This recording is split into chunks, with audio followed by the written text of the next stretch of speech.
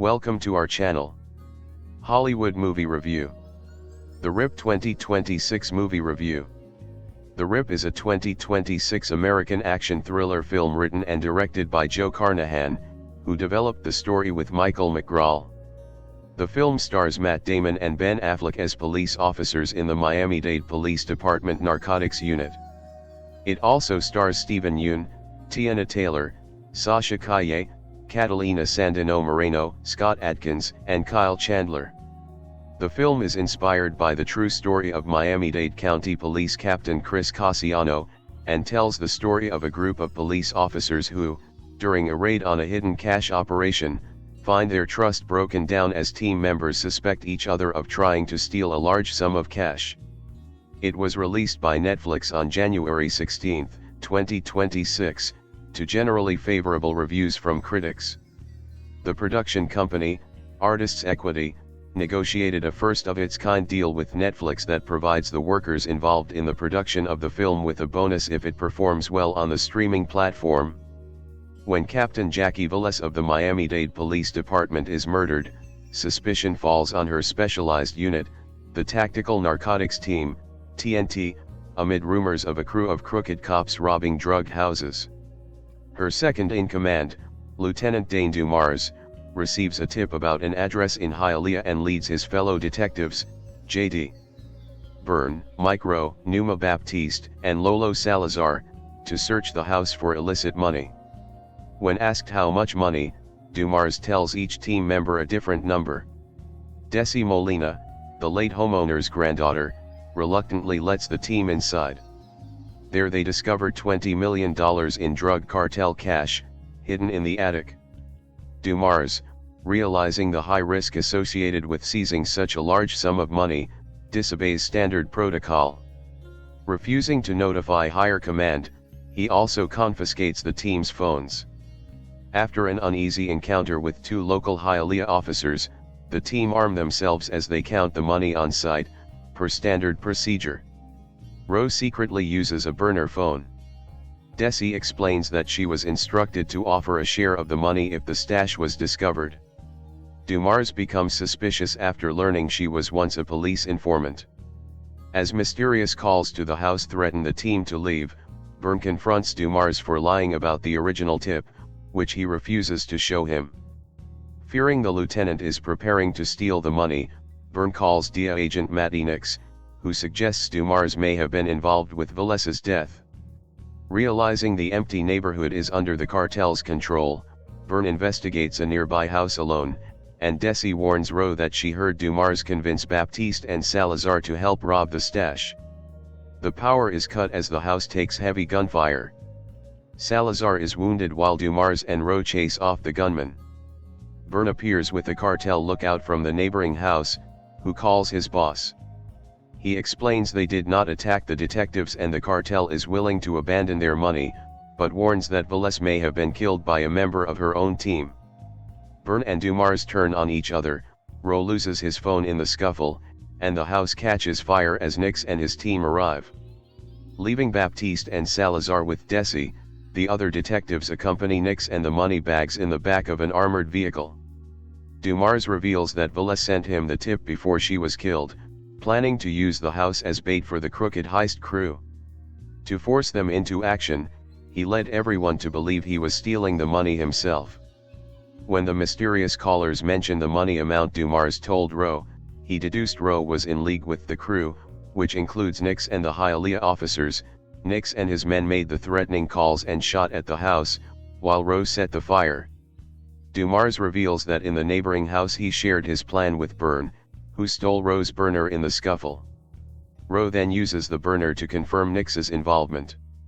Nix opens fire, and the driver Deo Reyes is killed in the ensuing fight while Rowe and Dumars are wounded.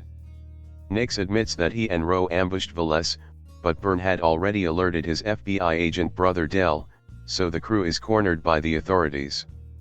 Rowe is chased down and arrested by Dumars, while Nix leads Byrne on a car chase and crashes. When Nix tries to pull his gun, Byrne shoots him. Having swapped the stolen money with phone books hoarded by Desi's grandmother, the team turns in the real cash. A grateful Desi receives 20% of the seizure for her cooperation. On the beach, Dumars and Bern watch the sun rise in Vales's memory. The film was first announced in June 2024, with Matt Damon and Ben Affleck set to star. The film was written and directed by Joe Carnahan, who also developed the story with Michael McGraw. Damon and Affleck also produced the film at Artists Equity. Shortly after the project had been shopped around for a buyer, Netflix purchased the rights to distribute the film. The contract between Artists Equity and Netflix is notable because the streaming service agreed to pay a one-time bonus to the 1,200 people who worked on the film if the movie meets certain performance benchmarks within its first 90 days. This is a departure from Netflix's usual approach of paying a single, upfront fee. The film is inspired by the true story of Miami-Dade County Police Captain Chris Cassiano. In 2016, Cassiano and his narcotics squad's investigation and raid on a Miami Lakes residence uncovered $20 million hidden inside. However, the corrupt cop character in the film is entirely fictional. The character played by Damon is based on Cassiano himself. Damon's character is grieving the death of his 10-year-old son, Jake, from cancer. The film's story was inspired by Cassiano's real-life son, Jake William Cassiano, who died from leukemia in 2021. Upon signing on, Netflix had certain script stipulations with Damon elaborating, a standard way to make an action movie, that, Ben Affleck and I, learned, is you usually have 3 set pieces. One in the first act, one in the second and one in the third, and they kinda ramp up. And the big one with all the explosions, you spend most of your money on that one in the third act, and that's your kinda finale. Now, they're like, can we get a big one in the first 5 minutes? We want people to stay tuned in. And it wouldn't be terrible if you reiterated the plot 3 or 4 times in the dialogue because people are on their phone while they're watching. In October 2024, Teyana Taylor, Sasha Calle, Nestor Carbonell, Catalina Sandino Moreno, and Kyle Chandler joined the cast. In November 2024, Scott Adkins and Lena Esco joined the cast. Principal photography began on October 3, 2024, in Los Angeles, and was expected to wrap on December. Additional scenes were also shot in New Jersey in November. Juan Miguel Ajbura served as the cinematographer. On the review aggregator website Rotten Tomatoes, 7% of 159 critics' reviews are positive, with an rating of 6.5/10. The website's consensus reads, leveraging Ben Affleck and Matt Damon's classic chemistry to texturize a friendship tested by greed, the Rip tears into its potboiler setup with compulsively watchable confidence. On Metacritic, the film has a weighted average score of 63 out of 100 based on 32 critics, indicating generally favorable reviews. 20 Travis Andrews of The Washington Post awarded the film 2.5 out of 4 stars, described it as fine genre fare apt to please audiences who enjoy crime movies but more likely to disappoint others with cliches and overly long action sequences. On May 7, 2026, 2 sheriff's deputies of the Miami-Dade Sheriff's Office, Jonathan Santana and Jason Smith, sued Matt Damon and Ben Affleck for defamation, claiming that their portrayal in the film made them look like dirty cops and caused substantial harm to their reputations. In an interview with WSVN, Santana stated, "When you rip something, you're stealing something. We never stole $1. They're pretty much saying, you know, how many buckets of money did I steal?" In the defamation lawsuit, Santana and Smith argued that the film used too many real-life details in its story, harming the reputation of the officers. Corrupt cops are nothing new. According to Hollywood's offering of movies and TV shows, police officers seemingly regularly abuse their power to supply themselves with cash. And with the murder of Miami's police captain, Jackie Valles, the FBI suspects that corruption festers in her precinct. Valles commanded the Tactical Narcotics Team, a quintet of officers who searches Miami homes for drug cartel money to confiscate. That particular job seems rife with abuse. It's not too difficult to lose $1 or $2 and report a lower cash fine to the feds. And when that greed influences a cop, it's typically not long before they or someone they work with faces the consequences.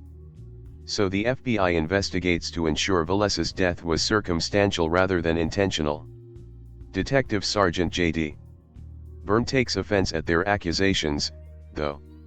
He trusts his whole team, and he knows everyone is devastated by Velez's death. Yes, it's true that, with her death, Lt. Dane Dumars got to move up into her authoritative position, but JD is adamant that Dane deserved the promotion. JD doesn't deny that corruption exists in the police force, he only denies it exists in his precinct. And so, their team is cleared to move on with its investigations. Dane leads the officers as they search yet another home suspected of hiding drug money. Dane tells JD that the anonymous tip they received said there was $300,000 inside. They find $20 million instead, stashed in buckets behind an attic wall. With Internal Affairs and the FBI keeping a close eye on them, Dane is adamant they do things by the book. Despite the massive sum, not a dollar will go missing. They'll count the whole thing, per standard, inside the home even as the cartel threatens to kill them if they don't just leave. But some things aren't adding up. From the moment Dane sees the money, he begins acting strange. He forces everyone to give up their phones, for instance, allegedly for security purposes. He chooses not to inform the higher-ups about their find. And when JD asks to see the anonymous tip, Dane says that he doesn't have it on him. It seems the man is up to something. JD doesn't deny that corruption exists in the police force, but he's beginning to suspect that it may exist in his precinct. Team members face serious temptation to pocket some of the money. After all, the authorities were only expecting to find $300,000, it'd be easy to make a few grand of the $20 million they actually find disappear. But some officers won't entertain the thought, refusing to abuse their authority for a cash payout. That positive element is amplified when one police officer discusses her salary, showcasing just how little she gets paid to put her life on the line during these busts. Referencing the money they've found, a woman says that we're told to leave things like financial worries in God's hands. But God isn't going to make the mortgage, is he? She also adds.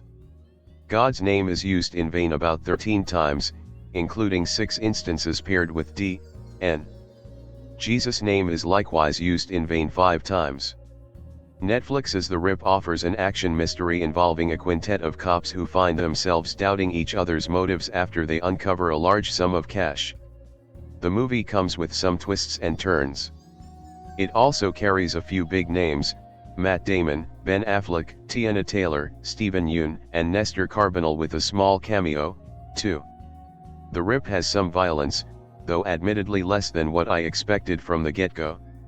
Still, when people get hit with bullets, there's nevertheless a decent splatter of blood. But what truly earns the film its R rating is the language. There are more than 300 instances of just the F-word scattered throughout the hour and 52-minute film, roughly one use of the word every 5 seconds. If variety is the spice of life, then the Rip's word choice is unseasoned, boiled chicken.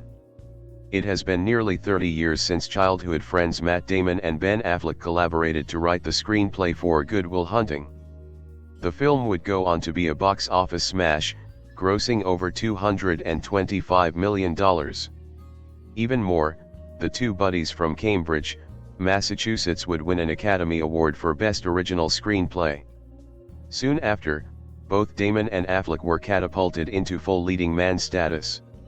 Yet despite their individual successes, their friendship remains strong to this day. Damon and Affleck share the screen together again in Netflix's The Rip, a pulse-pounding action thriller written and directed by Joe Carnahan. While they sit firmly as the film's leads, Carnahan surrounds them with a compelling supporting cast that includes Stephen Yeun, recent Golden Globe winner Teyana Taylor, Catalina Sandino Moreno, Sasha Calle, Nestor Carbonell, and the always great Kyle Chandler. The Rip tells a gritty, street-level crime story set in Miami. It begins with the violent murder of Captain Jackie Velez, Lena Esco, the leader of the police department's tactical narcotics team. With the tight-knit squad still reeling from Jackie's death, The FBI begin an internal affairs investigation to see if the murder was pulled off by someone within the department. Meanwhile, Lieutenant Dane Dumars, Damon, is promoted to team leader. But his job won't be easy with the division falling apart and morale at rock bottom. After receiving a Crime Stoppers tip identifying a stash house belonging to the Hialeah cartel, Dane rounds up his frustrated and disillusioned team of detectives. They consist of his best friend and a longtime cop, Detective Sergeant J.D.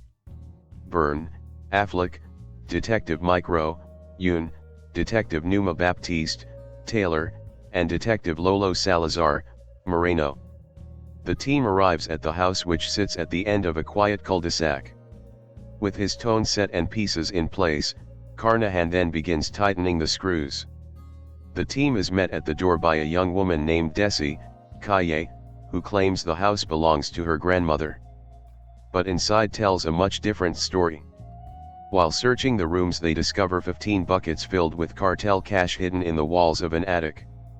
The team expected the rip to be from $150,000 to $300,000. But they quickly realize they're sitting on an estimated $20 million. Procedure states they count the money at the site of the seizure. But that much money comes with an extra layer of danger, which they soon learn after a mysterious phone call gives them 30 minutes to leave or else. Carnahan drops his team in a pressure cooker as the detectives scramble to figure out the best course of action. Or are there other motivations in play? As the external threat mounts, it's the internal fractures that drive the suspense. The real tension kicks in once the team members begin losing trust in each other. And as trust erodes, loyalties shift and paranoia sets in. Who's dirty? Who's clean? Carnahan masterfully keeps us guessing as he digs deep into corruption and betrayal. The film's mystery is a key reason it works so well. Carnahan plants seeds of suspicion everywhere without ever tipping his hand. And whenever we think we have things figured out, he proves to be one step ahead of us. At the same time, he and DP Juan Miguel Ajberas use their camera to give the world a gritty and visceral texture. The striking visuals not only keep us on the edges of our seats, they also energize the action sequences, grounding them in realism and putting us in the middle of the violence. It's exhilarating. The Rip is Joe Carnahan's best film since The Grey, and it's a killer start of the year for Netflix. Inspired by true events, the story and storytelling grips you from the opening scene to the closing credits. The conscious barrage of F-bombs dumbs things down a bit. But otherwise the script is razor sharp, giving the intensely focused cast some rich material to work with. Of course it helps to have actors working at such strong comfort levels as Damon and Affleck. They really do have a natural chemistry that comes through on screen. And that's one of many reasons this enthralling action thriller hits with such force. Today, we look at a film that is trying to do something different in the streaming space, trying an experiment to re-add residuals back into a system that has systematically ripped them out of the industry. But while the back-end mechanics of the film are very fascinating, that doesn't mean much if the film lacks any substance. That means it is time to have a look and see if it has some depth to it. So, to set the scene, we open with Captain Jackie Velez, Lena Esco, of Tactical Narcotics Team, TNT, in Miami getting gunned down in a car park. This sends ripples through the force and agitates Lieutenant Dane Dumars, Matt Damon, and Detective Sergeant J.D. Byrne, Ben Affleck, as internal affairs and the feds are looking at everyone at the TNT. There is money on the line, and where there is money, there is potential for corruption. All the cops in the department are feeling the pinch, but one of their own just got murdered, and no one seems to care. But when the police are tipped off to a massive stash of cash, everyone's loyalties will be tested, because what if IA is right and one of them is dirty? For a film that is targeting the dirty underbelly of society and also being coy about where the dirt is lying, you need to ground your world first. Brutally murdering a captain in your opening minutes is a good way to accomplish that. Add to that a full-time investigation that casts everyone in a poor light, which is the perfect way of putting the mistrust in every direction. You know someone is dirty, but who, and who are they working for, and is it just one group at play? The film lets you sit and wallow in the indecision for a long time, waiting for that first bullet to fly. I love this opening setup, how the camera lingers in places where you suspect a blood splatter might appear in a moment's time. It lets you get to know the cast, and also suspect each and every one of them before things start hitting the fan. The Rip is the type of film that lives and dies on the casting because you need to care for everyone in the movie, while still not being sure who among them is dirty. Matt Damon and Ben Affleck could almost feel like stunt casting at this point, but it works. You have to believe that they have a lifelong connection for the film to work, and you don't need to fake it with them.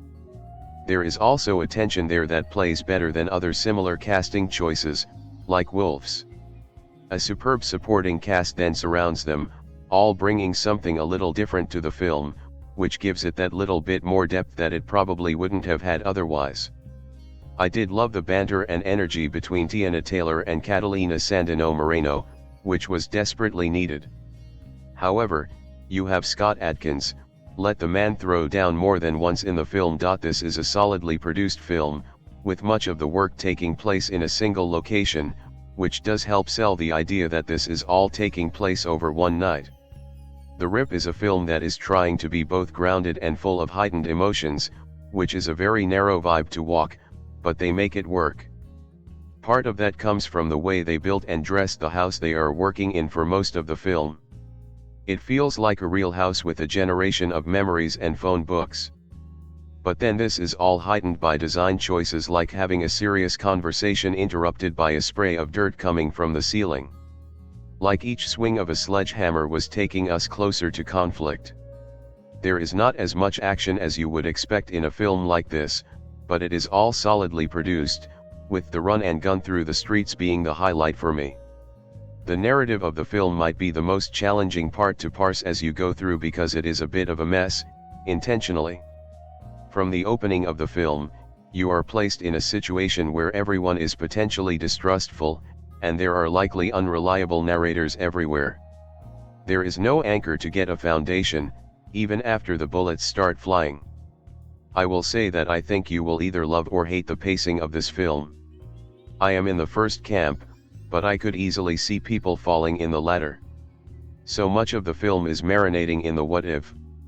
What if we took the money for ourselves? What if one of us is a snitch? What if you can't trust your brother? It is these questions, and more, that the film takes its time answering. You will either be carried along for the ride or left in the dust. In the end, do we recommend The Rip? Yes, we would recommend The Rip. I am not sure this will be a film for everyone. The pacing could throw you off, or maybe the tone they establish in that first precinct sequence. However, the cast is bringing their A game, the question of who is dirty is compelling, and it expertly manipulates tension at every turn. Just don't have a drinking game around every time they say the name of the film, because you will not be on speaking terms with your liver afterwards. Have you watched The Rip? Let us know what you thought in the comments below. If you liked The Rip, we would recommend Black Bag to you because it also plays with your understanding as to who is guilty, and who is the reliable narrator, with a cast that supports the chaos.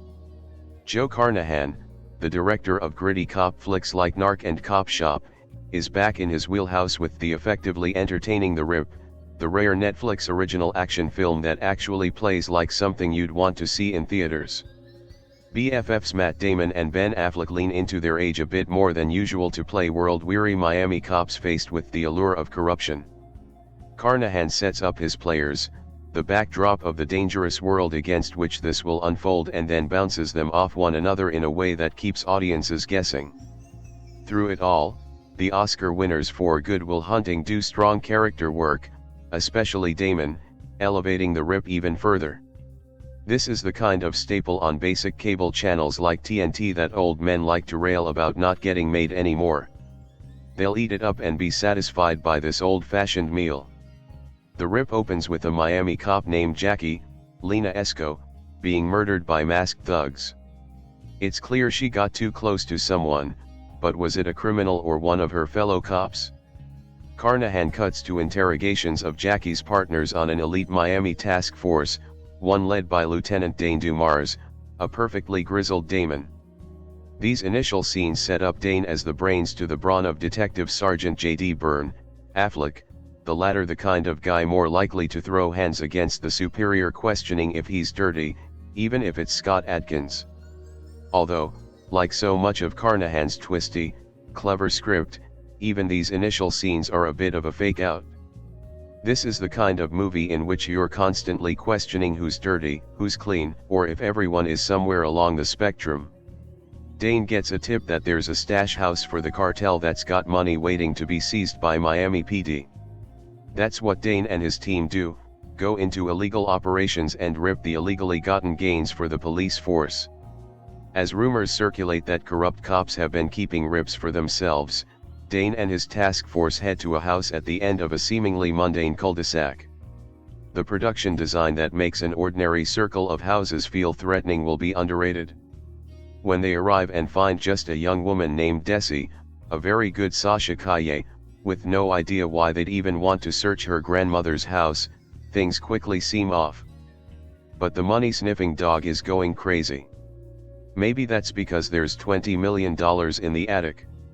A stash that big the gang was expecting low six figures like most rips sends the group into a tizzy. Detectives Mike Rowe, Stephen Yeun, Numa Baptiste, Teyana Taylor, and Lolo Salazar, Catalina Sandino Moreno, debate with Dane and JD about what to do next as Desi looks on. It's not just the temptation to split the money and head for the hills, it's the fact that whoever stashes that amount of money would do everything they can to protect it, right? The idea that the team has do something, anything, quickly before the owner of the cash comes armed and ready to protect it gives the rip a wonderful tension. It's not just the question of whether they steal the money, but if they'll even have time to make a choice before gunfire rains down on them. And will it be the cartel or the dirty cops who come to claim the deposit? The ticking clock of the rip is effective enough, but Carnahan doesn't rest on that, also having a blast playing with questions of loyalty within that tense dynamic. Could Dane be the one behind the corrupt rips? Did he get Jackie killed? What does DEA agent Matt Enix, Kyle Chandler, know? Why does Rowe have a burner? Did Desi really not know anything? Can greed and justice intersect? The constant flow of questions and suspicion gives the rip remarkable momentum.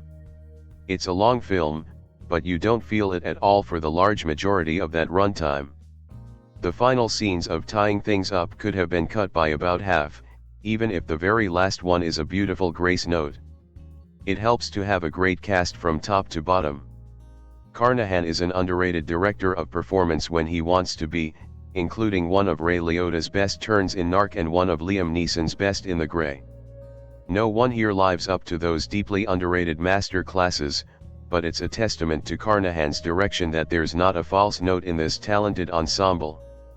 Everyone works, especially Damon, who leans into his age in ways he hasn't much to date, selling how trauma and exhaustion might impact a man tired of always being a hero. The rip goes on a little too long in its final scenes and jettisons a few too many of its supporting characters along the way as the twists are revealed, as clever as they are. However, it's so much better than most streaming original action films that no one will mind. In the end, it actually got me hoping that Carnahan could just become an in-house Netflix original action guy, maybe even teaching a few of the big budget hires how to do this kind of thing well. If we got a movie as airtight as The Rip every January, Netflix would be a better place. Although maybe I'm just being greedy. Both the good guys and the bad guys work for the Miami-Dade Police Department in The Rip, which reunites Good Will Hunting buds Ben Affleck and Matt Damon for a dark, trust-no-one heist movie that's conspicuously better than most Netflix originals and, frankly, right in line with a couple of films the boys made for Warner Brothers earlier this century, namely, The Departed and The Town. Like those upscale crime movies, The Rip belongs on the big screen. The fact it can't be seen that way underscores warnings that the streamer isn't really interested in theatrical, whatever it might claim in order to acquire Warner's. Colombian cartels are doing business in South Florida, but they're hardly the worst of the worst in narc director Joe Carnahan's latest authority-questioning thriller.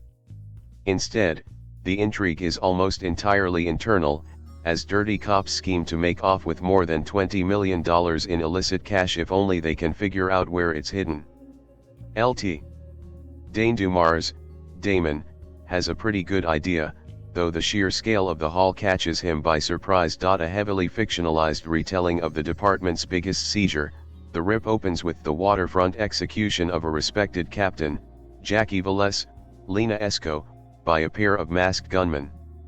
From there, it accelerates into cat and mouse territory as Dumars, the officer she trusted most, leads his team to a nondescript house at the end of a sleepy suburban cul-de-sac.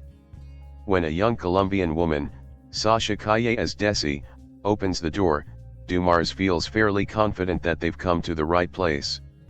Sure enough, the newly renovated attic has a hidden room, where barrel upon barrel of $100 bills are neatly stashed. Per local police procedure, when Florida cops seize any quantity of cash, they're required to count the money on site. In this case, that makes Dumars and his team sitting ducks for anyone else with designs on their score. Carnahan's script introduces early the idea that Jackie was most likely killed by corrupt cops, which turns the entire scenario a team of 5 holed up at the end of a street where the cartel appears to control every house into a tense closed-circle mystery. The Rip clearly cost a lot of money, and yet, almost half the film unfolds in this single location, the rundown home Desi inherited from her abuela. Though it's still daylight out when Dumars' crew enters the house, Carnahan and DP Yeun Miageburas treat the film like they're making Heat 2, adopting the same sleek, satiny, almost monochromatic look Michael Mann brought to his modern-day crime classic and also matching the ultra-wide aspect ratio. The Florida sun is nowhere to be seen, as gray skies make exteriors feel oppressive and dangerous. Composer Clinton Shorter's accelerated pulse score amplifies the tension even further. Things are even more underlit inside the house, and it's not long before night falls and everyone is moving under cloak of darkness, further obscured by a fine mist. The testosterone is palpable in this high-stakes poker game, as thick beards mask the faces of nearly half the cast. That goes for Damon, Affleck, and co-star Kyle Chandler, at least. When guns go off, they spark bright like welding torches, while street lights glow, piercing the gloom visuals that collectively reinforce the film's cinematic ambitions. Much has already been said about how The Rip defies Netflix's prescribed rules for distracted viewership, where the plot must be restated multiple times for divided attention audiences. But even those who give The Rip their full attention may find it hard to explain all the twists and double crosses Carnahan crams into his gripping 2-hour thriller, which is presumably why Netflix saw fit to publish a Tudum article entitled The Rip's Ending, Explained, Who is the Traitor? And What Happens to the Money? The primary suspects are Dumars and his belligerent partner, Detective Sergeant J.D. Byrne, Affleck, as well as fellow officers Rowe, Stephen Yeun, Salazar, Catalina Sandino Moreno, and Baptiste, Oscar-nominated Teyana Taylor. Let's stop for a minute and take in that cast. It's only January, and Netflix has already set the bar incredibly high when it comes to assembling the most impressive, but still surprising, team imaginable. Normally, a shrewd viewer can look at such a lineup and guess who the villains are going to be, since such roles typically attract strong actors. But this is a next-level ensemble, and it's not that easy. Between the sheer complexity of the plot, what's the deal with the cops who roll up in their cruiser, who was shooting up the house, why doesn't Dumars try to arrest anyone from the cartel, and the intricate way Carnahan assembles the puzzle, The Rip is easily worth a second viewing. Having done so myself, I can attest that it's even more satisfying on closer inspection. Editor Kevin Hale is constantly cutting between the faces of Dumars' team, showing each of their reactions to unplanned setbacks, and once you know what everyone's motives are, the performances prove even more satisfying, as do a couple of corny shadows, staged to keep us guessing. According to a conversation Carnahan sets in the garage, The cops in the Rip make roughly $80,000 a year risking their lives to recover money earned from selling drugs and other serious crimes. At one point, Baptiste holds up a modest stack of bills and wonders aloud how just that amount might change her life. Imagine what $20 million could do. The Rip was made for nearly 5 times that sum, and though it's hard to make sense of Netflix accounting, the money clearly went to good use unless you count a lousy epilogue, set on Florida's fakest looking beach. Surely they could have found a few more bucks. There's something quietly magnetic about watching two old friends meet again on screen, especially when those friends are Ben Affleck and Matt Damon, and that's the emotional fuel that the Rip burns through for much of its runtime. Directed by Joe Carnahan, The Grey A-Team, this is a crime thriller steeped in moral ambiguity and rattling paranoia, one that leans as much on its central performances as it does on its procedural mechanics. At its core, The Rip unfolds around a specialized faction of Miami cops known as TNT, Tactical Narcotics Team. They are a unit whose daily grind involves retrieving cartel cash from the field and counting it, on site, before it can ever see an evidence locker. On paper, it's a neat twist on the typical detective setup, but Carnahan and his cast turn those clever ideas into something self-aware and troubling, especially once we learn that a massive rip, that is, a huge cash seizure, is on the horizon and someone is clearly leaking information. To whom and for what purposes is the question. From this point on, the film becomes less about catching criminals than catching shadows of betrayal within the team itself. Matt Damon plays LT. Dane Dumars, the unit's steady heartbeat. He's calm, measured, the kind of cop who prides himself on procedure and discipline. Damon gives Dumars an ominous layer of tension, a man who wants to do things the right way, even when the world around him makes it increasingly unclear what right even means anymore. His character has gone through a personal upheaval. Is it enough for him to consider pocketing a chunk of cartel coin? Damon does an admirable job forcing us to debate this throughout the film. Opposite him, Ben Affleck delivers one of the most compelling performances of his career as Detective J.D. Byrne, a wiry, unpredictable force of nature whose presence almost upends the film's gravitational center. Affleck's Byrne is the character you can't take your eyes off, restless, jittery, and operating just on the edge of madness. It's an unusual turn for Affleck, one that feels all his own, and he dominates scenes in a way that both surprises and, crucially, feels earned. This Affleck/Damon pairing is more than a reunion, it's a reminder of why their rapport has lasted across decades of collaboration. There's real history in their banter and interaction, a lived-in sense of familiarity that pays dividends in the scenes where trust is fraying fast and everyone looks a little too hard at everyone else. A lesser film might have leaned into the novelty of seeing them together again, but Carnahan's The Rip uses that energy to underscore how tested friendships and moral compasses can unravel in high-stakes pressure. Supporting roles are solid if undercooked. Kyle Chandler brings predictability and authority that ground the story, while Steven Yeun, Teyana Taylor, Sasha Calle, Catalina Sandino Moreno, and Scott Adkins fill out the world with flashes of intensity and connective tissue to the cartel subplot. They serve the narrative well, though it's clear the movie's true pull remains with the two leads. Carnahan's direction is energetic, the pacing often brisk, the tension palpable. The Rip moves with confidence and urgency, though its action sequences occasionally feel too skittish for their own good, as if determined not to linger long enough for the audience to catch its breath. But while those moments sometimes undercut the film's dramatic weight, they're balanced by the infectious intrigue of the story itself. Once you're drawn into this moral maze, you rarely want to look away. Where The Rip ultimately succeeds is in its blend of tangible procedural drama and something a little more existential, the feeling that, in this world of dollars and deception, the real challenge isn't catching the bad guys, it's figuring out which version of good you are still willing to believe in. For a Netflix original, that is a refreshing philosophical undercurrent. It is not just pulse-pounding action or gritty crime storytelling. It is a movie that has something to say about loyalty, about trust, and about who we become when the line between right and wrong stops looking all that different. In the end, The Rip is not perfect, but it is compelling.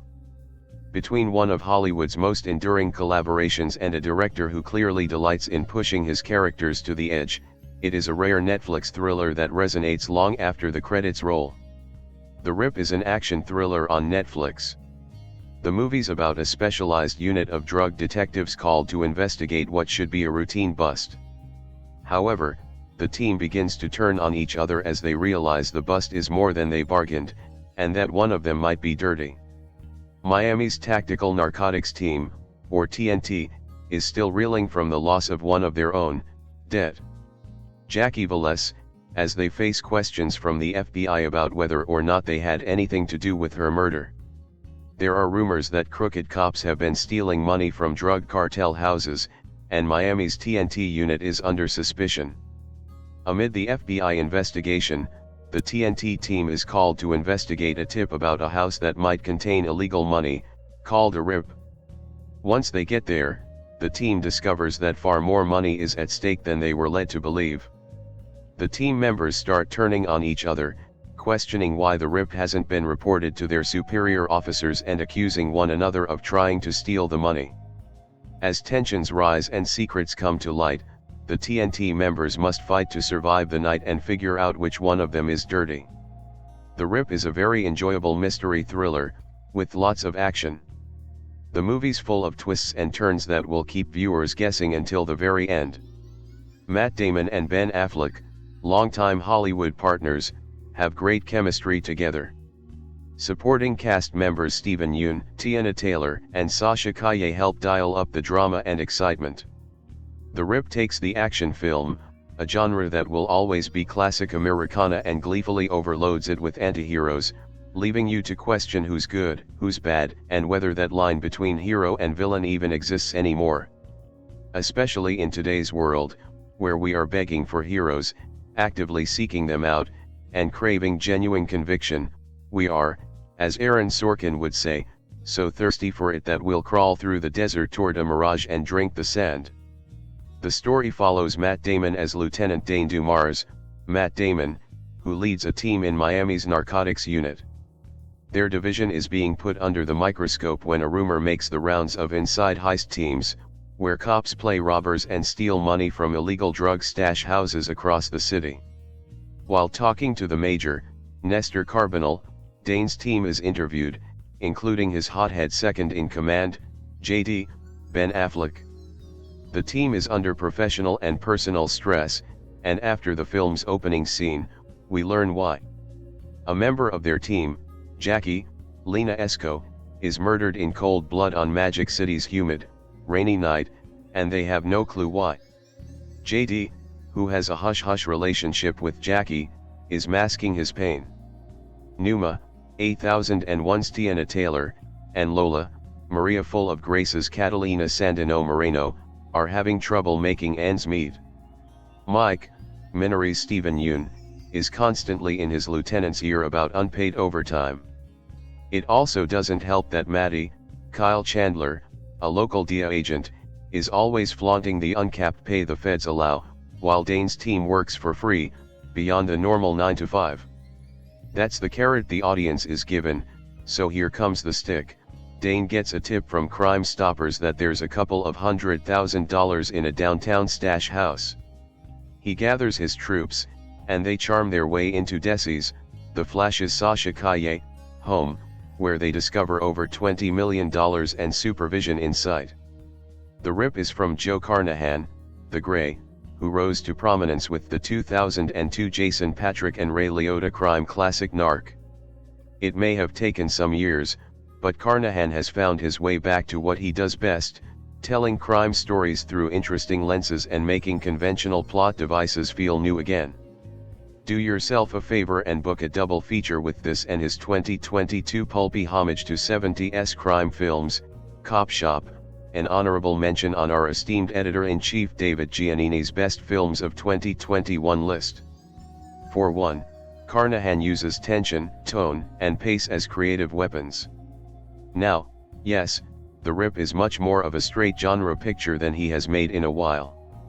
However, there is a velocity to the scenes that zip by in a way you can't quite put your finger on. Watching it back, even moments where the FBI is interrogating Dane's team carry an organic urgency that feels infectious. That's because his script rarely gives way to exposition that overstays its welcome. Scenes with Damon and Affleck at each other's throats feel dangerous, fast, and unstable. While the third act comes together a bit too cleanly, the familiar crime cliches are played with a clever wink and nod to the audience, showing an awareness of plot holes the rest of us would normally question. Yes, seasoned cinephiles will likely spot the main villain a mile away. Yet the tension and tone built through clever plotting will keep most genre fans on the edge of their seats for most of the film. There are a few details that drag down the picture, like communication with drug cartels, which I found laughable. In addition, when they reveal Jackie's killer in the third act, they do it in a flashback. The criminal takes off their mask and walks away, as if there were no cameras on every street corner or in the parking lot filled with cars. I mean, have Damon, Affleck, and Carnahan never watched an episode of true crime where CCTV solves more murders than Columbo? Yes, The Rip is worth watching because it is a smart, popcorn-style streaming film that takes a thoughtful approach to a standard story. The real-life story it is based on, the real-life Miami River cops scandal, is bonkers and begging to be made into a feature. An excellent cast does lift the material, but the story, the devices, and the tension make the picture gripping enough to recommend, and to be thankful for cinematic heroes, since we lack so many at the moment. More than a gift to see Ben Affleck and Matt Damon reunited on screen, this is a genius stroke of casting for writer-slash-director Joe Carnahan's paranoia-laced crime thriller The Rip that, well, rips.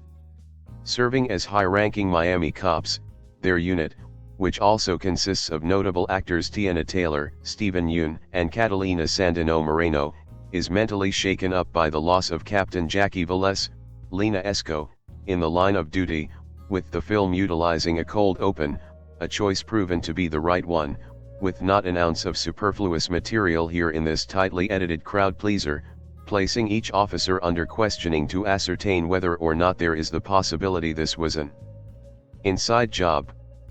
Playing best friends also on screen, the recently promoted but personally adrift Lieutenant Dane Dumars, Damon, and no-nonsense Hornet's Nest shaker Detective Sergeant J.D. Byrne, Affleck, trust one another implicitly and want justice. That is, until a Crime Stopper tip comes in, prompting Dane to bring his team onto a job after their shift that technically does not qualify as overtime, to search the hoarded home of Desi, Sasha Kaye, who had inherited it following the death of her grandmother. Typically, these tips are intended to inform law enforcement teams of safe houses withholding dirty drug money, here believed to belong to the Colombian cartel. As such, they bring along a dog who sniffs out cash rather than narcotics, which is nifty. If anything, the dog should be suspicious of Dane, who starts behaving weirdly, the moment before telling his crew about the job, which increasingly grows erratic to the point where even JD has no clue whether or not he can still be trusted or if he is looking to pocket the exorbitant amount of cash hidden in this home that Desi is aware of and tries to hide from them, while knowing more than leading on. From the minute Dane begins informing his team of the details, he doesn't quite seem sure of what he is getting himself into, and greatly underestimates just how much money is in the home. It is such a startling amount, crossing way over into the millions, that, considering the recent loss of Jackie, it somewhat sends him into an anxiety-ridden spiral that one of his own could turn against him. He collects everyone's phones, asserts that he will not inform their superiors, and orders that the unmarked cash containers be counted. Meanwhile, other characters also begin behaving strangely. Then there are mysterious calls coming to the home threatening violence, with this entire cul-de-sac seemingly being abandoned, with whoever is around using porch lights to communicate in Morse code. Lights and shadows frequently come into play for some striking photography. That unique and unorthodox method of communication isn't the only intelligent aspect here, as The Rip is a smart and tense thriller that appears to have been designed in a lab to leverage that tight personal and Hollywood friendship Ben Affleck and Matt Damon, testing it and forcing the audience into an equally awkwardly suspenseful lane of picking a side while watching their characters' connection unravel and loyalties tested. With an acronym tattooed across his hand translating to "Are we the good guys?", we are also made aware that Dane's personal life is crumbling. One also wonders if he is instinctively occasionally staring at that to prevent him from falling to a corrupt side. Perhaps he is already there. Maybe someone else has something to hide. This isn't to say The Rip is entirely unpredictable in what it is doing, but more that the information that is dispersed is done so in a skillful manner that, when it comes time for all of it to come into play in a revelatory story context, there is blistering and palpable sweaty tension. It would be a spoiler to say what pinpointing the reveals comes down to, but safe to say a conversation inside an armored vehicle where the good guys and bad guys are made clear is a rousing sequence that is among the best scenes of Joe Carnahan's filmmaking career, and more exciting than the more traditional action following it up. There are tidbits where it seems Carnahan is attempting to get at something about pay and how little overtime is rewarded in these law enforcement areas, and while one wishes that was expanded upon slightly, the mystery drama and white-knuckle thrills suffice. I've been looking forward to The Rip ever since I heard that cast included Matt Damon, Ben Affleck, and Scott Adkins. The trailers made it look like it was going to be an intense ride, and with Joe Carnahan directing, it had to be a slam dunk, right? Well, kinda. I think I would describe this as more of a crime thriller rather than an action picture. After the opening scene for the first 50 minutes there is pretty much zero action, and if you're watching this to see Scott Adkins have some fight scenes, you'll be disappointed. He has a small but pivotal role, and I still love seeing him act alongside Ben Affleck, and it's great to see him working with a director like Carnahan. I'd like to see him do it again, but hopefully in a larger capacity. The Rip keeps you guessing with a few twists throughout as we wonder who can really be trusted. The performances all around are faultless and the action we get is visceral. There were a few shootouts and a fight scene towards the end, but there wasn't anything that really stood out on that front. I find that with a movie like this, once you know the outcome, I wouldn't be in a huge rush to watch it again, but it's still entertaining and one of the better Netflix movies of late. Overall, The Rip doesn't have as much action as I expected, but it's great to see Scott Adkins acting alongside Affleck and Damon. The performances are all rock solid and there are some entertaining twists. The action we get is well shot with a few gritty shootouts, but like most Netflix movies I probably wouldn't watch it again as it would lose the tension once you know the outcome. Worth a one-time watch for sure. I don't know if everyone still feels a rush of excitement when they hear Netflix's Too Dumb sound, that brief moment once where we prepare ourselves to be entertained, inspired, or at least pleasantly surprised. For me, though, it wasn't the sound that pulled me in this time, it was the cast. Sometimes, cast names alone are enough to make you press play, and The Rip, 2026, does exactly that. The best thing about The Rip, 2016, is Matt Damon and Ben Affleck. Seeing them together every time feels refreshing, almost nostalgic. When you watch a film at your own pace at home or step into a theater that featuring actors you've grown up watching, the experience becomes more than just consuming a movie. There's a familiarity that goes beyond the story. For moments at a time, you forget you're watching actors perform. Instead, you're simply watching people you've known on screen for years inhabit new characters. Occasionally, films like these leave a lasting impact. More often they fade away as just another entry in the endless list of just another film this year. These days, the most films become almost every film that make us feel just another film this year. What sets The Rip, 2026, apart is that Damon and Affleck carry the film almost entirely on their shoulders. Their presence, chemistry, and shared moments elevate material that might otherwise feel routine. Yeun becomes the next notable performer in the film, the rest get enough lines for a film. The story itself takes a sharp turn, not a mind-bending twist, but a hard U-turn that reshapes the narrative.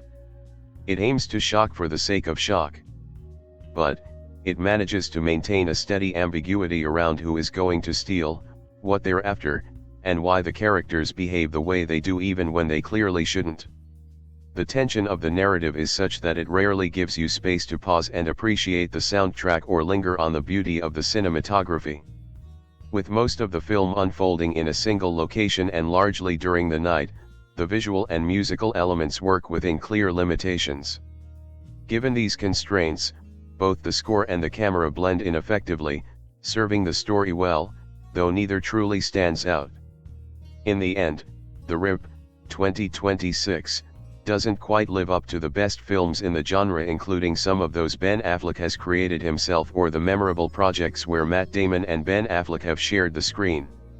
Still, within Netflix's ever-expanding catalog, it stands a little taller than most. Not because it reinvents the genre, but because it reminds us why familiar faces, when used well, can make a familiar experience feel worthwhile, especially when all you want to do is Netflix and chill. And kudos to Matt Damon and Ben Affleck for shedding light on how Netflix operates behind the scenes while creating its content. One can only hope it pushes the platform toward better creative practices. In the wake of expensive auteur dramas that didn't land them the Oscar they wanted, or big-budget movies that never felt like true blockbusters, Netflix seems to have course-corrected with ideal streaming pictures such as The Rip. Middle-budget, genre-focused, with big stars doing gritty, satisfying work, The Rip is very much a streaming picture, but like Carry On from 2024, it also feels like a throwback, in this case to early 2000s cop dramas. It's not great cinema, but it is pulpy cinema, which I'll take over a lot of the bland streaming slop you find nowadays. Written and directed by Joe Carnahan, who gave us Narc, 2002, and The Grey, 2011, the film is tried and true propaganda that's simultaneously self-serious and goofy. It's appropriately tense throughout, and well acted by its big-name cast, which includes Matt Damon and Ben Affleck in the starring roles, and Steven Yeun, Kyle Chandler, and Teyana Taylor in support.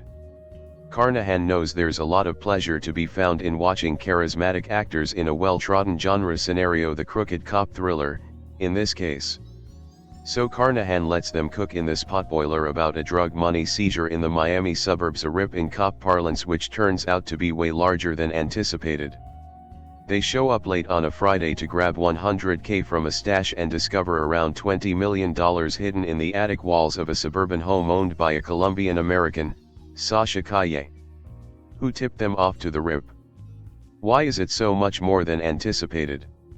And is one of these police officers crooked, namely Matt Damon's hard-ass lieutenant, who seems on edge because of a colleague's murder in the film's early moments? Carnahan and company generate a lot of tension in the early going, when the cops have to count the cash by hand, working against an invisible ticking clock, as they know the longer they spend in the house, the greater risk of some cartel thugs showing up to get their cash back. Carnahan channels his past self as well as other Latino-obsessed white guy directors, such as David Ayer, by shooting the entire film with a tungsten sheen that seems to imagine that every hood in locales such as Miami is full of bad hombres ready to unload on the cops. However, Carnahan does well to use the camera to restrict our information and amplify our questions. When a character such as Affleck's hothead sergeant or Yeun's by-the-books detective wanders off into the shadows, Carnahan likes to play with our expectations and imagination by emphasizing their absence from the frame. Since we cannot see what they're doing, is it possible they're doing something wrong? In this way and others, the rip functions as a whodunit. The tension, guess-making, and convoluted resolution to the plotting all share as much with Rian Johnson's Knives Out films or Kenneth Branagh's Hercule Poirot mysteries as they do with other cop films. There's even a dialogue-heavy, closed-room deduction scene where secrets are revealed that would be right at home in an Agatha Christie or Sherlock Holmes story. Also, like so many whodunits, the film's resolution pulls the tension out of the scenario and leaves us with some unsatisfying answers. The rip continues a few scenes too long past the mystery's resolution so it can hit home a few points about loyalty and trauma Carnahan mainstays. Carnahan is too sentimental to let well enough alone with some of his characterizations, which is why Damon's character is constantly looking at photos of his dead kid, echoes of Neeson's dead wife in the gray, or why the camera is fixated on his knuckle tattoos, Ok and Waab. The left knuckle stands for "Are we the good guys?", the central question about cops in the film. The right knuckle is the answer, "We are and always will be." The film and character share the simple, self-reflective question and the same macho answer. Such a gesture sums up the rip, both its appealing self-seriousness and its limited, sentimental perspective. There's something quietly magnetic about watching two old friends meet again on screen, especially when those friends are Ben Affleck and Matt Damon, and that's the emotional fuel that the rip burns through for much of its runtime. Directed by Joe Carnahan, The Grey, A-Team, this is a crime thriller steeped in moral ambiguity and rattling paranoia, one that leans as much on its central performances as it does on its procedural mechanics. At its core, the rip unfolds around a specialized faction of Miami cops known as TNT, Tactical Narcotics Team. They are a unit whose daily grind involves retrieving cartel cash from the field and counting it, on site, before it can ever see an evidence locker. On paper, it's a neat twist on the typical detective setup, but Carnahan and his cast turn those clever ideas into something self-aware and troubling, especially once we learn that a massive rip, that is, a huge cash seizure, is on the horizon and someone is clearly leaking information. To whom and for what purposes is the question. From this point on, the film becomes less about catching criminals than catching shadows of betrayal within the team itself. Matt Damon plays Lt. Dane Dumars, the unit's steady heartbeat. He's calm, measured, the kind of cop who prides himself on procedure and discipline. Damon gives Dumars an ominous layer of tension, a man who wants to do things the right way, even when the world around him makes it increasingly unclear what right even means anymore. His character has gone through a personal upheaval. Is it enough for him to consider pocketing a chunk of cartel coin? Damon does an admirable job forcing us to debate this throughout the film. Opposite him, Ben Affleck delivers one of the most compelling performances of his career as Detective J.D. Byrne, a wiry, unpredictable force of nature whose presence almost upends the film's gravitational center. Affleck's Byrne is the character you can't take your eyes off, restless, jittery, and operating just on the edge of madness. It's an unusual turn for Affleck, one that feels all his own, and he dominates scenes in a way that both surprises and, crucially, feels earned. This Affleck/Damon pairing is more than a reunion, it's a reminder of why their rapport has lasted across decades of collaboration. There's real history in their banter and interaction, a lived-in sense of familiarity that pays dividends in the scenes where trust is fraying fast and everyone looks a little too hard at everyone else. A lesser film might have leaned into the novelty of seeing them together again, but Carnahan's The Rip uses that energy to underscore how tested friendships and moral compasses can unravel in high-stakes pressure. Supporting roles are solid if undercooked. Kyle Chandler brings predictability and authority that ground the story, while Steven Yeun, Teyana Taylor, Sasha Calle, Catalina Sandino Moreno, and Scott Adkins fill out the world with flashes of intensity and connective tissue to the cartel subplot. They serve the narrative well, though it's clear the movie's true pull remains with the two leads. Carnahan's direction is energetic, the pacing often brisk, the tension palpable.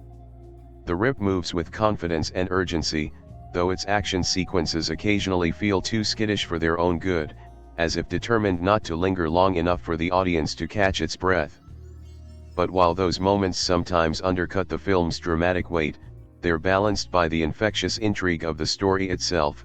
Once you're drawn into this moral maze, you rarely want to look away. Where The Rip ultimately succeeds is in its blend of tangible procedural drama and something a little more existential, the feeling that, in this world of dollars and deception, the real challenge isn't catching the bad guys, it's figuring out which version of good you are still willing to believe in. For a Netflix original, that is a refreshing philosophical undercurrent. It is not just pulse-pounding action or gritty crime storytelling. It is a movie that has something to say about loyalty, about trust, and about who we become when the line between right and wrong stops looking all that different. In the end, The Rip is not perfect, but it is compelling. Between one of Hollywood's most enduring collaborations and a director who clearly delights in pushing his characters to the edge, it is a rare Netflix thriller that resonates long after the credits roll. One of the most memorable movie theater experiences I ever had was, as a 19-year-old, seeing Joe Carnahan's Narc at a matinee screening. I vividly remember walking in alone, in downtown Montreal circa 2002, on a 3-hour break between classes at university. The opening sequence knocked me on my ass, and I returned to see it a few more times with friends, having sold them all on how good it was. Since then, Carnahan has become much in demand as a Hollywood director, but unlike many of his peers, he marches to his own drum, opting to focus more on the independent world, or work with many majors, rather than studios. As such, The Rip is his biggest movie since The A-Team, with it financed by Netflix and starring two of the biggest movie stars of our generation, Matt Damon and Ben Affleck. Yet rather than tone down his style, Carnahan has made a movie that's distinctly part of his canon and feels very much like a companion piece to Narc. Incredibly inspired by a true story, like Narc, The Rip mixes propulsive action with a strong sense of humanity, including the toll an often violent role in a squad such as the one featured here would take on its members. Matt Damon has a strong part as the team's new leader, who is suffering from major disillusionment with his job partly because of politics, but largely because his young son has just died of cancer, and, to make matters worse, he now has crippling medical debt to contend with. We're used to seeing Damon as a man of action, and often an upbeat one, so seeing him as a cop worn down by the elements stacked against him makes a strong impression. Ben Affleck is just as good as his second in command, who, like Damon's character, is suffering from a major personal loss, but seems more committed to the idea of being a cop and pushing that boulder uphill than Damon's, who appears to be wavering. What's great about their casting is that while we're used to seeing them as a pair, they usually play buddies. Here, they are at times antagonistic toward each other, which keeps the audience on edge and makes the film hard to predict as it goes along. Indeed, this is one of the few action movies where I was never really sure who the heroes and villains would turn out to be, and I also felt like anyone could be killed at any time, as Carnahan has never shied away from killing off his stars. In our interview, Joe reminded me that he killed off Affleck 15 minutes into Smokin' Aces. While Matt and Ben anchor the movie, the supporting cast is strong, with Scott Adkins playing against type in a non-fighting role as Affleck's FBI agent brother, while Kyle Chandler is seedier than you'd expect as a testosterone-fueled DEA agent. There's also Teyana Taylor in her first post, one battle after another role, and Catalina Sandino Moreno as Matt and Ben's fellow cops, while Yeun has an excellent part as the odd man out on the team, trying to navigate his way through an increasingly violent evening. Sasha Calle also delivers a very strong post-The Flash performance as the operator of the stash house, who may or may not be trying to manipulate our heroes. While largely a thriller, The Rip also features some killer action, including a huge car chase and gunfight for Affleck, while Damon gets a terrific hand-to-hand fight at one point, proving he's still got those Bourne moves down pat. He's also in terrific shape, looking like he was prepping for the Odyssey when they shot this. All in all, it adds up to an absolutely killer action flick that I had a blast with. It's a shame Netflix hasn't given this one a theatrical release, as it would kill on a big screen, but even so, it should be a huge hit for the streamer, featuring Matt and Ben at their best.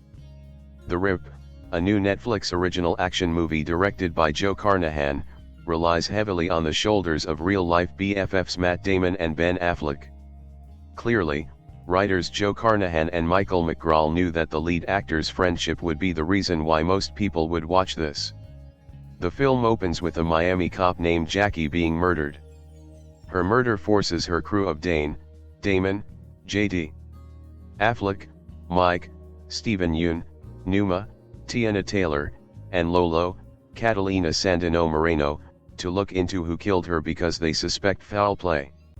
the group discovers millions of dollars during their investigation of a stash house for drug money, leading to distrust within the group and outside it. For an action movie, this movie has no action. I was watching and waiting for something to happen. An hour or so into the movie, it still felt like an introduction. The pieces of the mystery were still falling into place, and the money at the stash house was just starting to be counted. The writers saved their big action set piece for the end, like most movies, but it didn't deliver in scale or entertainment. The set piece consisted of one vehicle chase and a separate chase on foot. It seemed like they spent their whole budget on getting actors to sign on instead of creating something memorable. Netflix has created this formula, which Damon has recently talked about in an interview, where dialogue reiterates the plot multiple times because Netflix suspects that people are on their phones while watching. Also, according to Damon, Netflix adds a bigger than normal action piece towards the beginning to keep the audience from clicking off the movie. This process creates movies that have no identity because it is all about this streamlined process to keep people watching instead of making something actually entertaining or new. Even with the big names attached, they add very little to the movie. They make it slightly better, keeping it afloat, instead of elevating it. All the characters are severely underdeveloped with little to no complexity. Taylor, who may win an Oscar this year, was barely used. Neither was Kyle Chandler, who is having a small resurgence in his career. The mystery part was very convoluted yet very simplistic at the same time. It is convoluted in the fact that it never tells you anything to guess who was involved besides the one obvious person. It is very simplistic because it treats the big reveal of the obvious person as something new, despite showing him being suspicious the whole time. After the reveal, while tying up the story, the film tries to invent an emotional element despite it not being present the whole time. The only emotion the effort elicited was my irritation because it seemed to drag on. So what did I like? The ticking clock feeling created some tension, especially when it came to finally starting to move the money. Despite the dark and bland look of the whole movie, I liked the scene where everything was revealed in the truck. The lighting went in and out, hiding the people inside in the darkness sporadically to create some tension. Shadows were actually used in ways to create some interesting visuals. Besides that, I didn't enjoy the rip that much. It's not the worst film in the world. Some may enjoy this movie more than I did, but I found the story and characters to be very lacking. I wouldn't say they do their best, but Affleck and Damon are far from the problem. I would recommend going into this with the expectations of a middle-of-the-road Netflix original, and that's all you need to know to get a good idea of the movie. We're only a few weeks into the new year, and we already have a freshly made and relatively high-profile action thriller to feast on. That high-profile feature is Netflix's The Rip, which brings together famous friends Matt Damon and Ben Affleck in a film built around drug money, dirty cops, and snitches. The Rip, from the Grey filmmaker Joe Carnahan, who, in recent years, has been making plenty of B-movie action films, is the first 2026 film that I am reviewing, and it also happens to be the first 2026 film that I thoroughly enjoyed. It's not high art, but it is exactly the kind of straight-to-streaming action thriller star vehicle that you would want to chew on in January. Joe Carnahan's The Rip, which is, apparently, inspired by a true story, takes place shortly after the murder of a high-ranking captain of the Miami-Dade Police Department. With rumors of crooked cops swirling, some eyes look toward the tactical narcotics team led by Lieutenant Dane Dumars, played by Matt Damon, and Detective Sergeant J.D. Byrne, played by Ben Affleck. To figure out if anyone, and indeed who, on the TNT task force may, in fact, be dirty, Dane acts on a secret tip about drug money in Hialeah. Once there, their initial investigation uncovers much more money than was initially presumed, thus leading to high-tension confrontations and colleagues questioning each other's motives. As was intimated earlier in my review, Carnahan is a veteran of a certain kind of action film, and the writer-director turns in solid albeit familiar work here. There are so many elements here that you've seen so many times before in other crime thrillers, and yet Carnahan and his team find good ways to elevate it, including with the way the framing and composition emphasize core themes, example Damon and Affleck standing next to mirrors to emphasize a visual doubling, thus leading one to ask oneself whether they're being upfront about their true intentions. The action is competent, though there are shaky moments found here and there. It also has to be said that the structure is somewhat clunky in the first act, perhaps in an effort to front-load certain eye-catching elements, and that the screenplay doesn't give a lot to work with for the film's key supporting players. That last issue is especially glaring given how overqualified the entire cast is here. At the heart of the film are, obviously, Boston's most famous filmmaking friends, Ben Affleck and Matt Damon, both of whom elevate the film considerably. Affleck is particularly well suited for this film, but Damon is also quite entertaining to watch. Having Steven Yeun, Teyana Taylor, Sasha Calle, Scott Adkins, and Kyle Chandler also be present is a real treat, even if they're all playing relatively one-note characters. Ultimately, while Joe Carnahan's The Rip is unlikely to be remembered at the end of the year as a true highlight, it is a very entertaining watch for its competent, tension-filled action crime thriller elements and its extremely overqualified cast. It's got both a great ticking clock element and twisty developments, and it utilizes the film's central duo quite well. In lesser hands, it could have just been a disposable crime flick, but, as it is a nice January surprise. The setup is true and based on tales Miami cop Chris Cassiano told his pal Carnahan. Cassiano is head of a tactical narcotics squad and got a tip about a house where a lot of drug money was stashed. He had no idea though that it would be millions hidden in the walls. That sparked an idea: what if you had a squad of cops who stumble onto something like this that is well beyond what authorities expected? What if this dirty money suddenly became dirty cop money? Who would know beyond the amount you are supposed to bring out? That is exactly where Carnahan takes us, centering on longtime friends and colleagues Lt. Dane Dumars, Damon, and Sergeant J.D. Byrne, Affleck, who are at a bit of odds with each other as Dumars is promoted as boss to Byrne and the others in the squad, even if Byrne claims he isn't bothered by it. Things get more tense when a police captain, Jackie Velez, Lena Esco, is murdered just as she is on the cusp of breaking a big cartel drug discovery. Who could have done this? Adding intrigue is the rather open secret affair Byrne is suspected of having with her. What does he know? That is what the feds, including J.D.'s younger brother, Agent Del Byrne, Scott Adkins, are wondering. It's complicated. With Dumars in charge, the squad, which includes detectives Mike Rowe, Steven Yeun, Numa Baptiste, Teyana Taylor, and Lolo Salazar, Catalina Sandino Moreno, as well as the cute money-sniffing dog Wilbur, hits the house in a mysterious Hialeah suburban neighborhood where no one seems to be around. In the house is Desi, a fine Sasha Calle, a woman who is looking after the home of her late grandmother, and who is not giving the squad much cooperation as they search the place for the suspected drug money.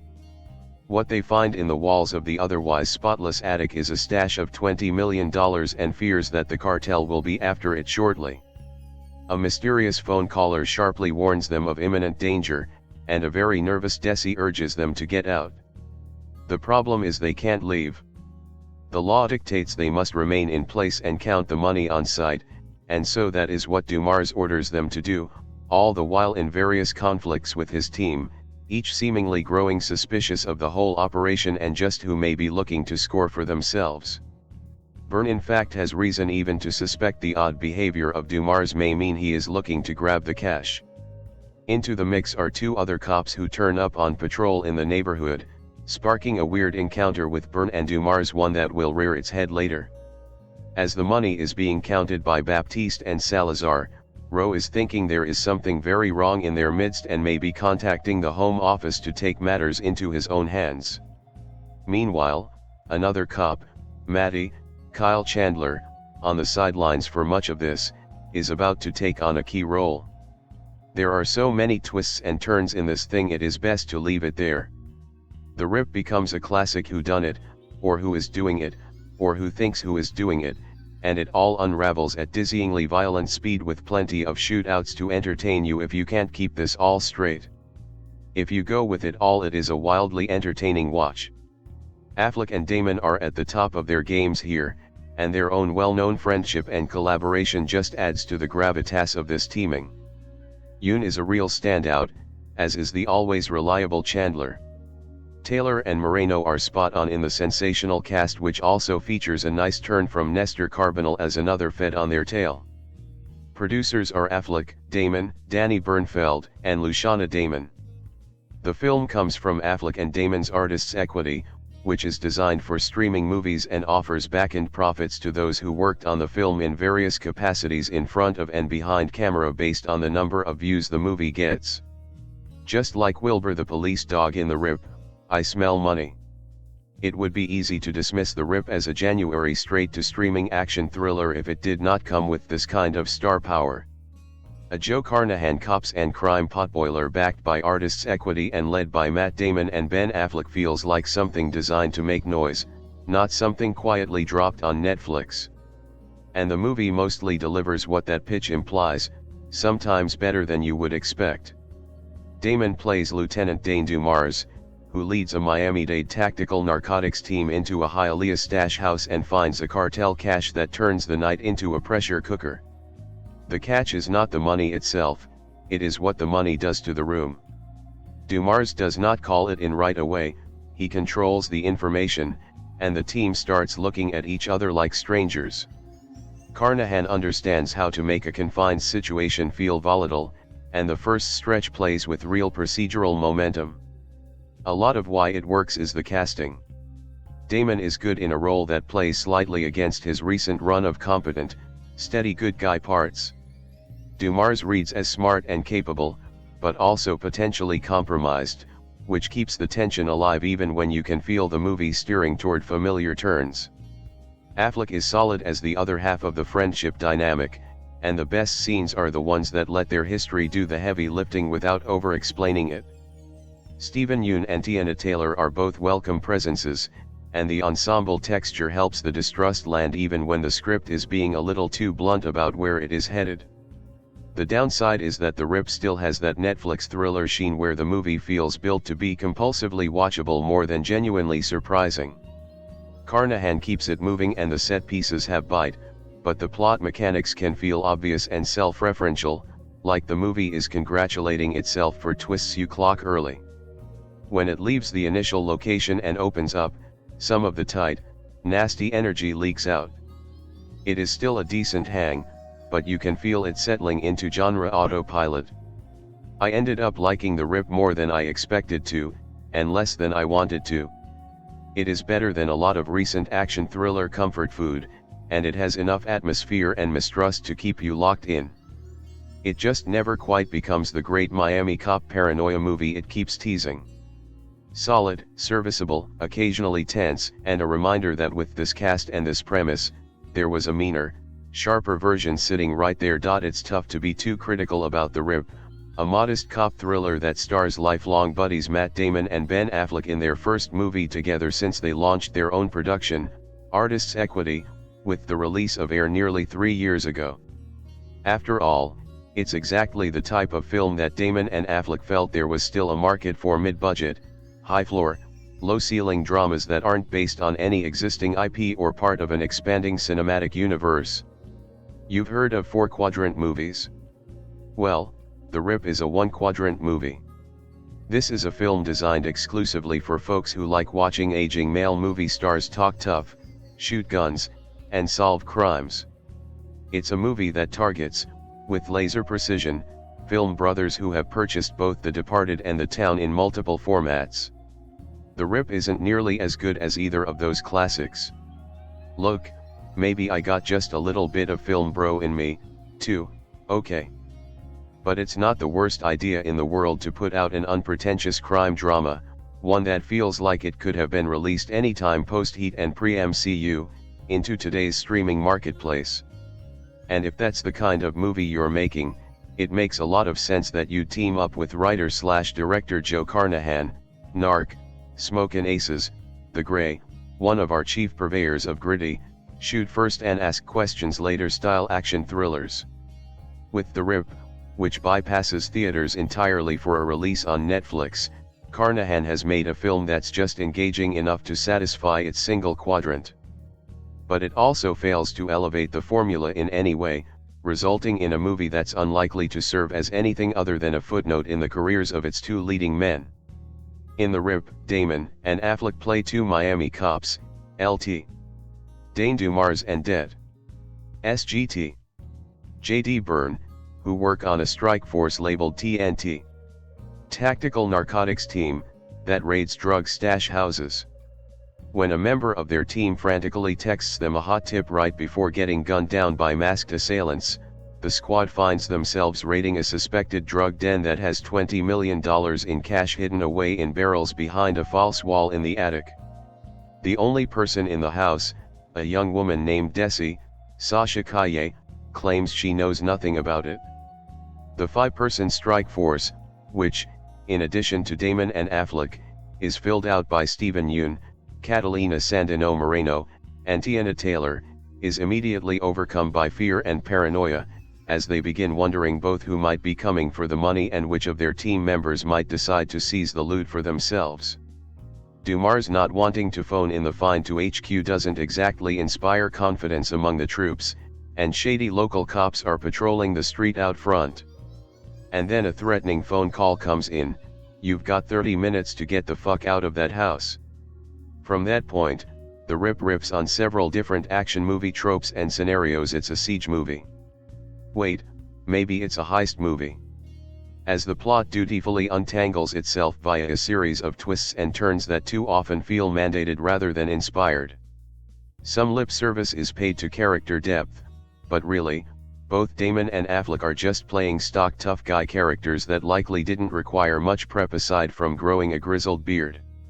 That said, there's a reason these guys are still movie stars nearly 3 decades after Good Will Hunting, and there's admittedly some fun to be had in watching them step into roles that feel more grounded than the outsized, big-screen characters they've often been tasked to play. The supporting cast is also worth paying attention to, as it's far more interesting than what we typically get from a January Netflix release. Yeun is always reliable, and this is Taylor's first film since starring in and winning a Golden Globe for One Battle After Another, which boosted her career last fall. Kyle Chandler is also around as a DEA agent keeping tabs on the situation. And, while Carnahan didn't have to cast VOD action star Scott Adkins as a federal investigator who's looking into the team and just so happens to also be Byrne's brother, I'm certainly happy that he did. Don't expect any roundhouse kicks from Adkins, though. He's only in 2 scenes, and The Rip doesn't feature much in the way of hand-to-hand combat. What it does have is gunfire, as the film's biggest action set pieces are all by-the-book shootouts that Carnahan shoots like a pro.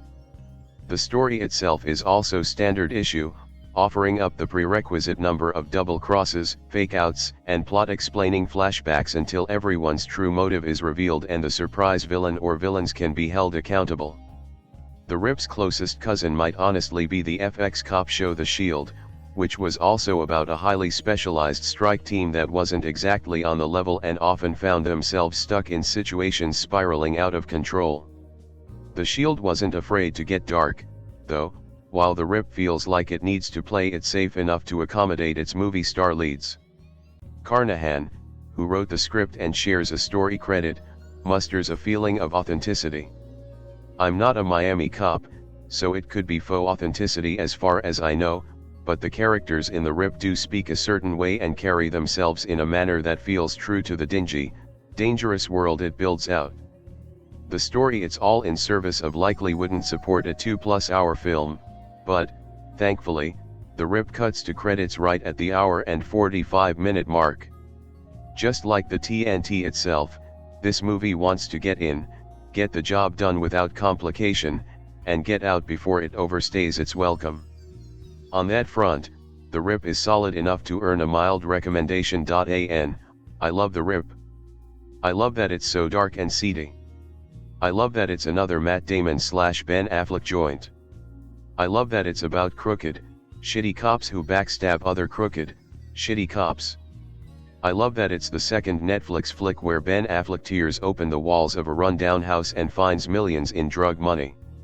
I love that it has Sasha Calle, who was done dirty by the superhero industrial complex, of which co-star Affleck might relate. I love that nothing about its story makes sense, but in the moment the filmmaking has such bravura that you're going along with it at every step. I love the part where Matt Damon walks in from out of focus, with an ambient music cue that declare in no ambiguous terms he's lost his marbles. I love that it has Scott Adkins, and I love that he doesn't do a lick of kung fu. I love the cute dog. I love that this is a movie for adults. I love how Ben yells fuck with the same ease of his breathing. I love the rip so much, is all I'm saying. But I hate it's getting dumped on Netflix in January. The nerve. The Rip, if you didn't already know, is a new Netflix action thriller starring Hollywood's greatest bromance of Ben Affleck and Matt Damon. It's directed by Joe Carnahan, whose work on Smoke and Aces, The A-Team, and The Gray means he's squarely in his wheelhouse. Affleck and Damon play Miami cops whose captain, and Affleck's lover, is killed in cold blood. Shortly after, they get an anonymous tip of cartel money stashed in a deceased person's home. As they count the score, Damon's antihero Dane starts cooking up how he can run off with every dime. Or at least, that's what he wants you to think.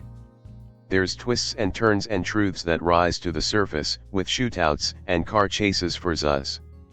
The Rip came to Netflix on January 16 to little fanfare, other than promo on podcasts like New Heights and Conan Needs a Friend. Beyond that, The Rip is suffering the same embarrassing fate of all Netflix originals, left for subscribers to find it on their For You pages, so long as the algorithms align.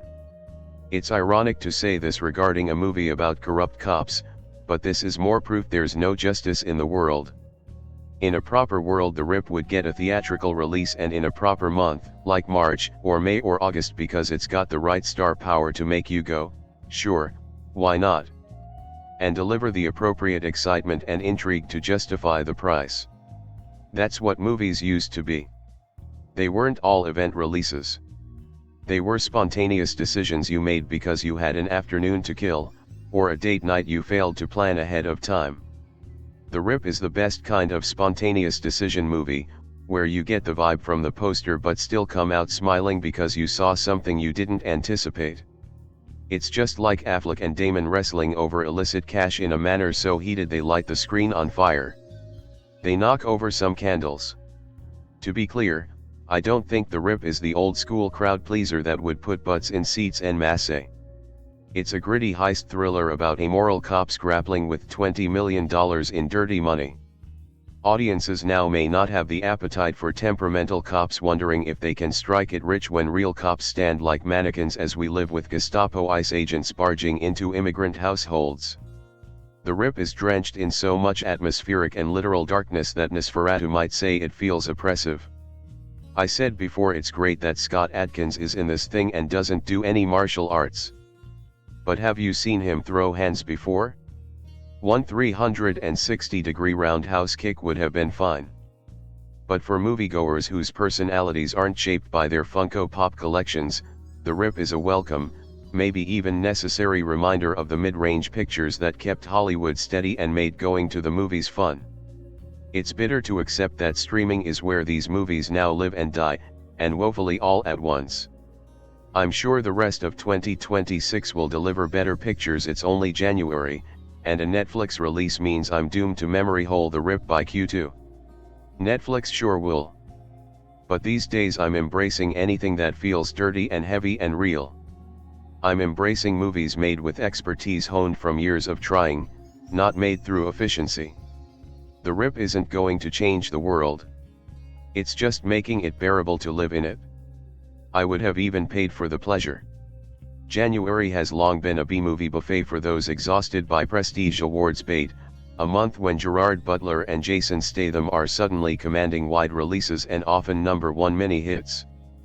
But as the former's apocalyptic sequel Greenland 2, Migration lingers in the top 5 and the latter's action romp Shelter prepares to premiere, we find two more prominent stars, Oscar winners Ben Affleck and Matt Damon, resigned to the small screen instead. In a non-Netflix world, a film like The Rip, flashy, action-heavy, led by two household names, should be available this weekend on the biggest high-format screens across the country.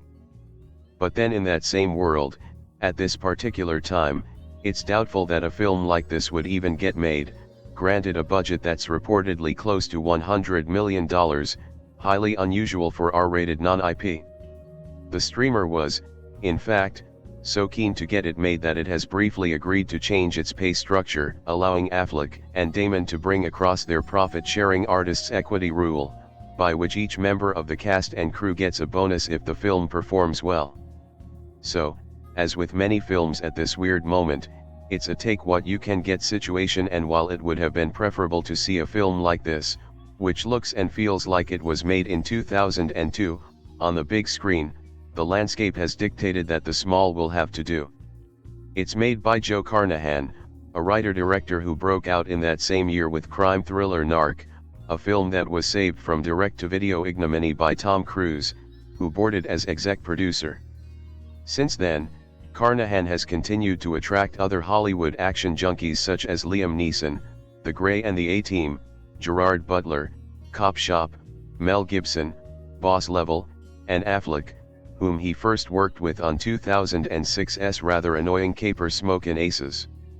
I'd argue that Carnahan has only made one truly great film in The Grey, a grim, grueling and surprisingly poignant survival thriller about men at the end of the world facing the end of their lives, but he's proven himself to be a mostly solid genre hand. The system hasn't found a place for him in the last few years. Hands up if you've seen Kerry Washington Dud Shadow Force or Zachary Levi disaster flick Not Without Hope, but The Rip, a project he developed with TV writer Michael McGraw, is a comfortable fit, the kind of film he would have been making back in his heyday. As with Affleck's last Netflix action vehicle, 2019's Triple Frontier, it's a sturdy, straightforward throwback to the theatrical movies of yesteryear, and as with that film it also concerns a fight over a considerable bounty. A film called The Rip led by cops might cause gruesome flashbacks to 2013's Jeff Bridges' Ryan Reynolds' paranormal police flop RIPD, but here a rip means something thankfully rather different and more of the real, physical world. Inspired by alleged true events, it refers to a stashed amount, here tipped off to a group of Miami officers led by Damon's Dane and Affleck's JD. They descend upon a seemingly normal suburban house, and led by an excitable money-sniffing dog, find more than $20 million hidden in the attic. The team, which also includes Oscar-tipped Teyana Taylor and Oscar nominees Steven Yeun and Catalina Sandino Moreno, must then safely transport it, but who can be trusted with a rip like this? Cue plenty of talk about jacking or robbing the rip, which no actor is quite able to normalise, and as talented as Damon and Affleck might be, some of their more puff-chest theatrics also ring a little false at this stage of their careers. But it's otherwise something of a treat to watch them take on roles that would usually be sleepwalked by Butler and Statham, a sprinkling of truffle oil on a greasy roadside burger. There's their obvious long-time chemistry, but they're also serious dramatic actors who are able to bring some humanity to rote, underwritten tragic backstories, dead kid versus dead girlfriend, etc. There's little else for the other actors to really chew on, although, as the young woman living in the house, Sasha Calle has a real striking presence, her rising, clammy fear at what's to come helping crank up the tension. Carnahan, working with a budget he hasn't been this close to for years, is a brash, cocksure, and entirely unsubtle director, raised on Simpson Bruckheimer cinema, and, while it might not look quite as expensive as it actually is, one imagines the Damon Affleck paydays were considerable. The film has a forceful swagger to it. The mystery, when over-unfolded, isn't as tantalizing and Agatha Christie adjacent as Carnahan would have you believe, although I did get a kick out of seeing a flashback-heavy sub-Poirot explanation delivered in the back of a Dia truck. After that it's wall-to-wall action, and while it's competently staged, it's a shame the female characters are sidelined, despite the three possessing enough tenacity to easily play the boys at their own game. The Rip is ultimately a game for the boys, though, and taken as a piece of boisterous macho pulp, it's a propulsive enough for beers in watch. A movie to be enjoyed on Friday night and forgotten all about by Saturday morning. The Rip is a new direct-to-streaming Netflix movie which sometimes means crap writing, plastic acting, and the general feeling of being a consumable throwaway product. Occasionally, however, Netflix delivers an honest-to-goodness movie. The Miami PD's Tactical Narcotics Team, TNT, is reeling after their captain is murdered. The feds have rolled in and all but accused them of being dirty cop killers, and it looks like the department is going to try to sweep the murder under the rug. Nothing is going right, but the team still has a job to do, and they just got a tip on a stash house potentially containing drug cartel money. They just need to go check it out and perform a routine search of the house, and then they can finally take a breather. But when they get to the house, they find way more than they planned for, and things quickly get out of hand. Before they know it, no one is sure who to trust and the team has to navigate their way through a maze of temptation, betrayal, paranoia, and murder. Can they come out the other end with their honor intact? Or will they find out that some of them are not the clean cops they claim to be? The Rip is a tense, suspenseful, twisty crime drama. The pacing is good and the movie builds the tension from the beginning through to the end. It has a bit of an old school feel, maybe a little bit like Den of Thieves. Matt Damon and Ben Affleck lead a good cast. Both actors are very good and their chemistry is predictably solid. The rest of the characters are also reasonably well developed for this kind of film, and the performances are likewise solid with Yeun also standing out. There's nothing revolutionary about the movie, but it's a well-executed good-looking real Hollywood thriller that would have been a decent theater movie just a few years ago in the age before everything just jumped to streaming. There's a lot of atmosphere, decent dialogue, twists and turns, and a satisfying conclusion. Overall, if you're interested in a suspenseful crime thriller, with a bit of action, a couple of plot twists, and a payoff at the end, The Rip is probably a good choice. It's rated R for language and violence. The Rip is a piece of slick, propulsive entertainment that is highly aware of the conventions of crime thrillers and takes the needed efforts to offer a few surprises. Even if it makes the claim to be loosely based on a true story, the iconography of drug busts gone awry, dirty cops, and dangerous stashes of cash is nothing new for fans of grungy B-movies. The Rip isn't so self-aggrandizing that it makes bold statements about the infrastructure of the genre, but it reveals itself to be a much smarter feat of set ups and payoffs than the straightforward premise may have seemed. January has become a month where studios tend to dump crime flicks that play like mediocre versions of Training Day or Miami Vice, but The Rip has a flair for the theatrical, twisty sensibilities of 90s neo-noir films like The Usual Suspects or L.A. Confidential. The Rip is set in the aftermath of the murder of Miami police officer Jackie Velez, Lena Esco, which prompts an investigation into the team she regularly operated with. Lieutenant Dane Dumars, Matt Damon, Detective Sergeant J.D. Byrne, Ben Affleck, Mike Rowe, Stephen Yeun, Lolo Salazar, Catalina Sandino Moreno, and Detective Numa Baptiste, Teyana Taylor, may be under investigation by J.D.'s brother, Scott Adkins, an FBI agent, but they score one of the biggest busts of their career when they raid a stash house loaded with millions in cash. Considering that both Dane and JD have expressed their frustrations with the economic stability of their line of work, the notion of taking the profits for themselves is a seductive one. However, they aren't the only players interested in the secret trove. The DEA agent Matt Enix, Kyle Chandler, has his own team making raids, and the home's owner, Desi, Sasha Kaye, may have a connection to deadly drug traffickers. O.E. Carnahan is unquestionably one of the most distinct crime cinema aficionados of the 21st century, as both his defenders and critics could admit that his films could never be mistaken for anyone else's. While the last 2 decades have seen Carnahan working on high-stakes, action-heavy feats of spectacle like Cop Shop and The A-Team, The Rip is the most grounded and streamlined entry in his filmography since his breakthrough film Narc. Carnahan has an ear for how cops talk, how investigations are staged, and the types of details that could only be picked up by those who have spent years on the force. If the RIP has anything to say about the current state of law enforcement, it's that it's all a matter of facts and figures. The initial cash seizure is the resort of financially pressed cops in need of a win, and the site itself could be claimed as a contested victory for the DEA, the FBI, or the local police department. The film has a more complicated mystery than the question of who is dirty, as it would be a better question to ask which lane of authority the characters are most loyal to.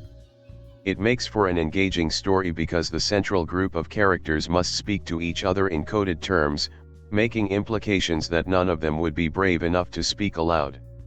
Carnahan finds a way to make the dialogue both realistic and memorable. While no one has a Tarantino-esque monologue, there's enough personality to go around, giving each actor a chance to shine. Damon and Affleck, who also produced the film under their production company Artists Equity, have been such frequent screen partners that it's impressive they're able to continue drawing the best out of each other nearly 3 decades after their breakthrough with Good Will Hunting. The RIP is savvy enough to realize that it's more fun if the two are cast in roles that may have seemed more naturally suited for one another. Dane is the gruff, colorful team leader who speaks with a defiant sense of authority, whereas JD is burdened by family issues and is holding back personal issues that he's not yet comfortable talking about.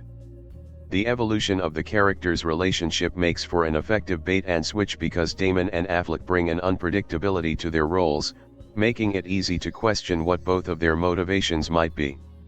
Although simply seeing Damon and Affleck bounce off one another is the primary selling point for the RIP, the overqualified supporting cast is able to bring individuality to roles that may not have been as fleshed out on the page. Yeun is a standout because he's playing a character conscious of the fact that he's been underestimated, a quality that the actor may share when sharing the screen with stars like Damon and Affleck. Adkins, one of the most talented stunt artists in the world, proves that he's improved as an actor and gets a few terrific back and forth scenes with Affleck. Taylor and Morena may feel a bit underwritten, but both actresses are charismatic enough that the sections focused on their characters are never a bore. However, the film's scene stealer may be Chandler. While he's best known as the sensitive, thoughtful star of prestige dramas like Friday Night Lights and Bloodline, Chandler is more than willing to chew the scenery with a delightfully hammy performance as a scowling FBI agent. The RIP might tip its hand a bit too early based on how many open threads are introduced within its opening 15 minutes, but a majority of the film is set within a singular location, which only escalates the stakes.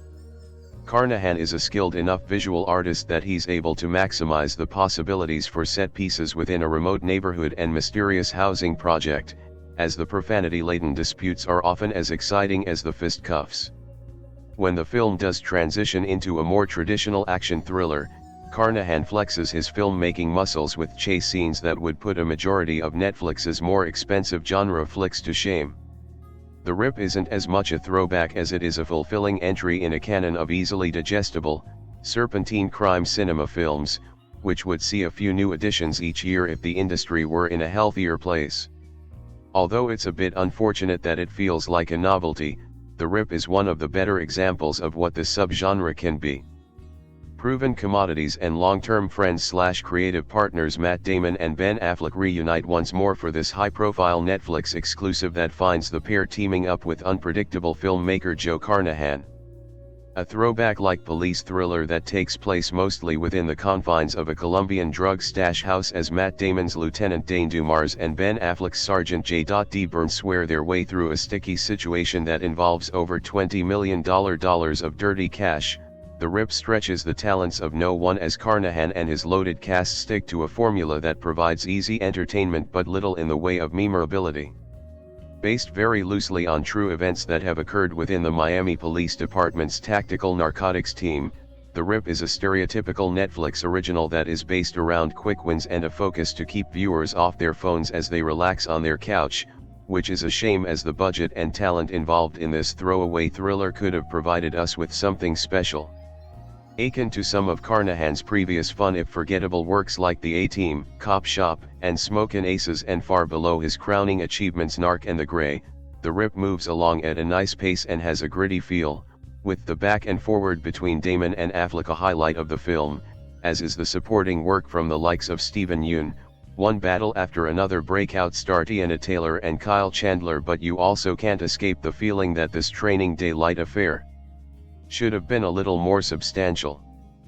Previously collaborating on the likes of classic 90s drama Good Will Hunting, underrated Ridley Scott flop The Last Duel, and the highly entertaining Air, Damon and Affleck have set themselves a high bar for their on-screen pairings, with The Rip not coming close to their more notable partnerings, but at the same time it's not hard to see why they would have been attracted to this financially appealing project that exists for easy wins and quick-fire feature film dopamine hits. With enough twists and turns and intriguing moral conundrums to keep us invested, The Rip is a more than tolerable streaming release that will find its fair share of supporters. One just hopes the next time Affleck and Damon choose to partner up again they decide to do so for a much more layered and high-reaching project. The film The Rip, starring Matt Damon and Ben Affleck, follows a group of detectives in Miami navigating a high-stakes criminal investigation. Damon and Affleck portray cop partners Lieutenant Dane Dumars, referred to as L.T., and Detective Sergeant J.D. Byrne, respectively. After receiving a suspicious tip, they arrive at a house where they find, in a gloomy attic, $20 million stolen by the cartel. Eventually, tensions rise as the team counts the money because they originally expected to find drugs, but more importantly, also because of the recent murder of their captain, Jackie. Mistrust grew as characters were suspicious of each other's motives, since a large sum would be incredibly tempting to hide for themselves or breach the power dynamic within the team. Throughout the film, I didn't know who I was supposed to be rooting for, which truly kept me on the edge of my seat. The divisive, cinematic storytelling in The Rip is particularly effective because this tension is driven less by plot twists and instead by character dynamics. Some of the film's most compelling moments occur during quieter scenes. For instance, when the detectives count the money together or when LT and JD exchange guarded conversations in private spaces, the suspense originates from exchanged glances, hesitations or uncomfortable silence. The temptation posed by such a massive sum of money creates a subtle yet constant pressure that the film allows to spread among the characters rather than explode immediately. By grounding the narrative in these uneasy interactions, the film makes the stakes feel personal and engaging for viewers. Aside from the movie's illustrative storytelling, it pays strong attention to craft, particularly in its use of lighting and editing to reinforce emotional tension. For instance, the cinematography consistently favors dark color palettes and confined interior spaces, which is especially noticeable during scenes set in the attic, interrogation rooms and in cars. While the detectives are having mostly surface-level conversations in these scenes, the lighting reveals the true thoughts and feelings of the characters. The very first scenes in the attic include shadows that dominate the frame, with characters often lit from a single source, making their faces partially obscured and the space feels claustrophobic. This use of lighting not only creates an eerie atmosphere but also visually reflects the uncertainty, mistrust and moral confinement that begin to form among the detectives. Similar lighting choices appear later during private conversations and planning moments where characters are framed in dim, enclosed spaces, reinforcing the idea that motives are hidden and trust is unstable. This is why one of my favorite elements to analyze in film is lighting. The audience begins to feel the same tension and uneasiness as the characters do. The editing also mirrors this visual restraint. For instance, during scenes where the detectives gather to examine or count the money, cuts are slow and intentional, thus allowing silence, glances and pauses to carry the tension rather than rapid movement or dialogue.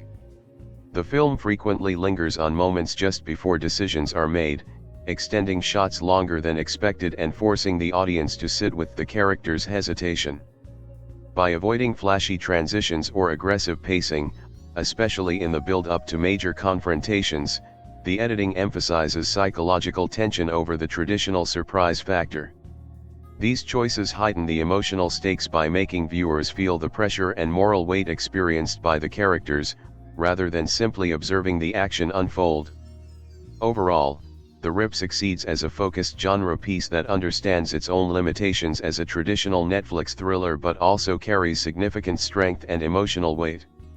For viewers interested in character-driven tension and impactful storytelling with some attitude, the film offers a rich, compelling experience. As a Netflix original, it exemplifies the platform's ability to produce polished, accessible genre films that prioritize tone and thematic clarity over excess, making the film a solid entry in the modern thriller landscape. There aren't many good movies I've watched at home that I wouldn't have preferred to see in a theater. For the bad ones, the perverse pride at not having gone through all the effort of buying a ticket and leaving the house is a saving grace of sorts. But anything enjoyable, whether new or old, surely would have been more so with a bigger screen and a better sound system. Except, there's a certain kind of genre film that just feels right for streaming. Netflix's The Rip is one of them. These movies are, first and foremost, vibes-based. They don't use genre as a vehicle to tell their story, but their story as a vehicle to channel a genre. Every tool at their disposal is put toward creating the feeling of watching a certain, familiar kind of movie.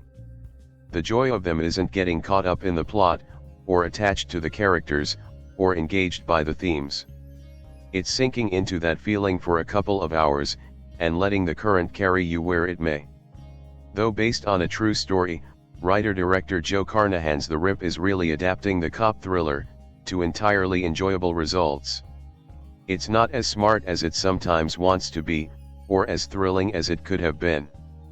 But thanks to a potent mix of casting, atmosphere, and a touch of winking absurdity, it's all you really need a streaming movie to be, a good hang. He Rip's compelling premise is set up a bit strangely. The film opens with the killing of Jackie Velez, Lena Esco, a Miami police captain, after a veiled phone call with someone clearly under threat of discovery by some dangerous people. Her death leaves Lieutenant Dane Dumars, Matt Damon, in charge of their special narcotics unit, and though he seems eager to hunt down whoever's responsible, he's in a tricky spot. The captain wasn't short of enemies in the drug trade, but amid widespread corruption that saw an entire violent crime unit disbanded, Internal Affairs and the FBI are looking closely at Jackie's former team. Any wrong move could get them similarly shut down. But he has an opportunity to do something. Dane has received an anonymous text with the location of a cartel stash house, and he encourages his full squad to join him off hours in checking out the address. With him are Detective Mike Rowe, Stephen Yeun, Detective Numa Baptiste, Teyana Taylor, Detective Lolo Salazar, Catalina Sandino Moreno, and Detective Sergeant J.D. Byrne, Ben Affleck, his closest friend, whose relationship with Jackie was the worst kept secret on the force.